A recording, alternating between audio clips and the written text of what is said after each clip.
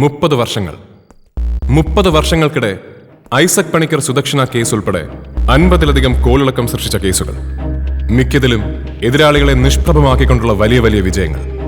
ഇതാണ് അഡ്വക്കേറ്റ് നാരായണൻ തമ്പിയുടെ career history.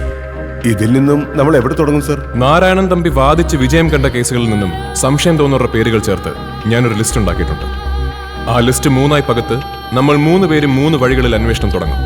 For example, Narayanan Thampi വാദിച്ച് വിജയിച്ച ഒരു കൃഷ്ണമൂർത്തി മർഡർ കേസിന്റെ ഡീറ്റെയിൽസ് ആണത്. എഞ്ചിനീയറിംഗ് വിദ്യാർത്ഥിയായിരുന്ന കൃഷ്ണമൂർത്തിയെ അവന്റെ സീനിയേഴ്സ് ചേർന്ന് റാഗ് ചെയ്ത് കൊന്നു എന്നാണ് കേസ്. ഇതിൽ കൃഷ്ണമൂർത്തിയുടെ ജ്യേഷ്ഠനായ ഒരു രാമാനുജനെ കുറിച്ച് പ്രത്യേകം പറയുന്നുണ്ട്. കേസ് നടക്കുമ്പോഴും അതിനുശേഷവും പ്രതികളെയും പ്രതിഭാഗം വക്കീലായിരുന്ന നാരായണൻ തമ്പിയെയും അയാൾ അപായപ്പെടുത്താൻ ശ്രമിച്ചിരുന്നു. ഇന്നിപ്പോൾ ഈ രാമാനുജൻ എവിടെയുണ്ട്, എന്തു ചെയ്യുന്നു?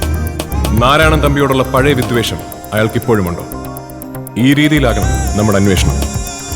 പ്രത്യേകം ശ്രദ്ധിക്കുക, ഊഹങ്ങൾ മാത്രമാണ് ഇനി നമുക്ക് കൂട്ടിനുള്ളത്.